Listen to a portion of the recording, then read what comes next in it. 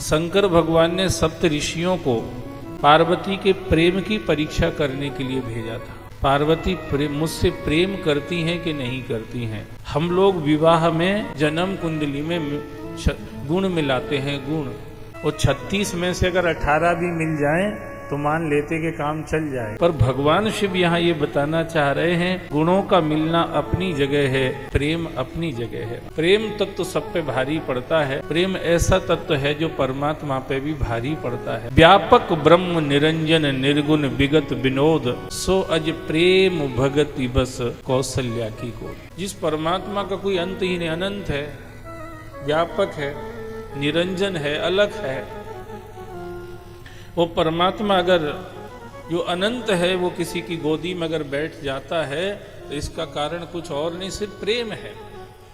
भगवान शिव इस तत्व को कभी भी नीचे रखने के लिए तैयार नहीं है। वो प्रेम के तत्व को हमेशा ऊपर रखना चाहते हैं। इसलिए जब उनको मौका मिला तब उनने भगवान श्री हरि से यही मांगा, महाराज, बार बार बर मांगहूं, बार बार प्रार्थना कर रहे हैं, बार बार बर मांगहूं, हर्ष देहु श्री रंग, पद सरोज अन पायनी, भगति सदा सत्य सिंह। हे प्रभु, कृपा करके आप मुझे अपनी भक्ति दो, और ये भक्ति का पौधा हरा भरा बना रहे, बढ़ता रहे, इसके लिए सत्संग देते रहो, सत्संग मिलता रहे। बस सत्संग का प्रभाव अलग दिखता है। ये कॉर्नर पे जो लड़की बैठी है ना, ये रही है विश्वेश्वरी देवी के साथ में 5-6 साल तक, तो यहाँ मैं 7 दिन से देख रहा हूँ, इसकी क्रियाकलाप कुछ अलग है आप सबसे। आप सब भी अच्छे हैं, ऐसा नहीं, आप सब भी बहुत अच्छे हैं, पर फिर भी इसके क्रियाकलाप कुछ हटके हैं। वो हमेशा इस कोशिश में रहती है कि मैं महाराज जी को मेरे हाथ से भोजन कराऊं, तब तक इधर ही घूमती रहेगी जब तक मैं मेरे भोजन नहीं करा देती। तो ये सब असर पड़ता है महाराज, किस वातावरण में हम लोग रहते हैं उसका असर पड़ता है। और वो बातचीत में, व्यवहार में, क्रियाकलाप में, हर जगह स्टेप टू स्टेप वो दिखाई देता है। तो इसीलिए ये सत्संग, मैं नहीं कहता कि 24 घंटे आप ऐसे ही बैठे रहें, पर अगर आप दिन में 3 बार 4 बार भोजन करते हैं तो कम से कम 1-2 बार भजन सत्संग भी कर लेना चाहिए। ये हम रिवर्स गियर डाल के बोल रहे हैं महाराज, नहीं तो लिखा तो ऐसा है कि भोजन अगर आप 100 काम छोड़ के भोजन करते हैं तो करोड़ काम छोड़ के भजन करना चाहिए, माने भजन ज्यादा होना चाहिए, ऐसा लिखा है। पर हम फिर भी रिवर्स गियर में बोल रहे हैं कि अगर अपन 3-4 बार भोजन करते हैं तो 1-2 बार सत्संग भजन भी करना चाहिए। तो भोजन भी अच्छा शरीर में काम करता है, और संसार की जो बयार है ये भी हमको परेशान नहीं कर पाती है। शंकर भगवान मांग रहे हरस देव श्री रंग, 2 चीजें मांगी, और मुझे पूरे शास्त्रों में देख के ऐसा लगता है इनसे ज्यादा अच्छा और कुछ नहीं है। भगति सदा सत्संग,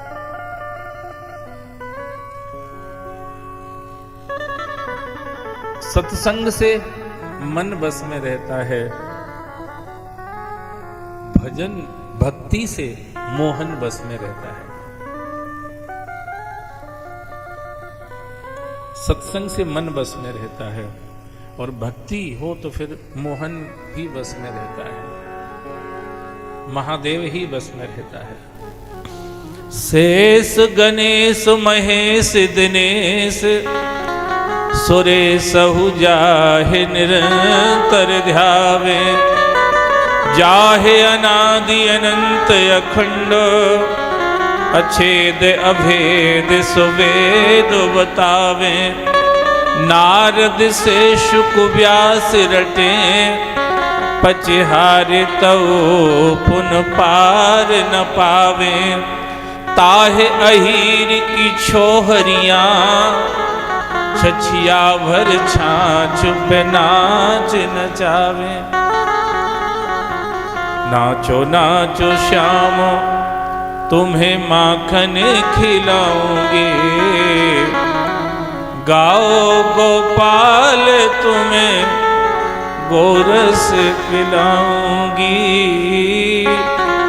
गाओ गोपाल तुम्हें गोरस पिलाऊंगी, नाचो नाचो श्याम। ये जो लीला चल रही है,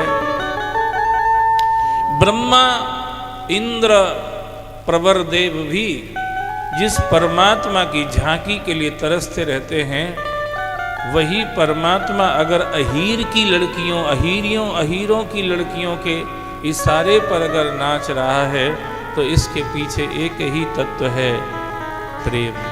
प्रेम का तत्व है, प्रेम तत्व।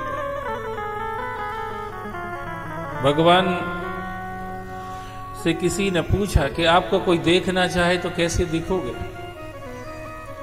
आपसे कोई मिलना चाहे तो कैसे मिलोगे, आपको कोई जानना चाहे तो कैसे जानेगा, आप में कोई प्रवेश करना चाहे तो कैसे संभव होगा। भगवान ने कहा सिर्फ एक रास्ता है, बस ये चारों काम के लिए एक ही रास्ता है। अगर प्रेम ही नहीं आया, आपका ज्ञान सिर्फ वाद विवाद करने के लिए है, तो उससे आपको कुछ फायदा होना नहीं है। ज्ञान वाद विवाद, ज्ञान अगर सदुपयोग भी करना है तो संवाद के रूप में ही हो सकता, वाद विवाद में नहीं होगा। इसलिए यह शुभ शंभु उमा संवादा, सुख संपादन समन विषादा। इसलिए सप्तऋषि हैं, ज्योतिष के आचार्य भी हैं, ज्योतिष भी उनको आता है, पर शंकर भगवान ने उन ज्योतिष को जानने वाले सप्तऋषियों को भी भेजा है, तो कोई जन्म कुंडली के गुण मिलाने के लिए नहीं भेजा है, प्रेम देखने के लिए। पार्वती मुझसे प्रेम करती हैं कि नहीं? प्रेम में सब कुछ चल जाता है, और प्रेम ना हो तो कुछ भी नहीं चलता है। बोलो शंकर भगवान की जय हो।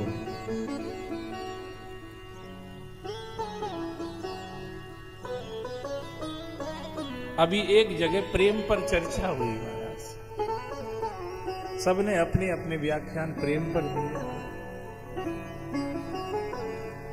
हमारा भी नंबर रहा उसमें, आप भी बोलो। हमने कहा प्रेम है तो सब कुछ जायज है, और प्रेम ही अगर नहीं है तो सब कुछ नाजायज है।